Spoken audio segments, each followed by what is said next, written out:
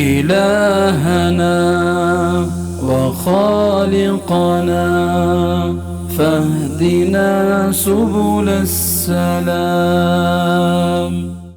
حضرت ابو ہریرہ رضی اللہ عنہ سے روایت ہے کہ جب صبح ہوتی تو نبی صلی اللہ علیہ وآلہ وسلم یہ کلمات کہتے: اللهم بك أصبحنا وبك أمسينا وبك نحيا وبك نموت وإليك النشور۔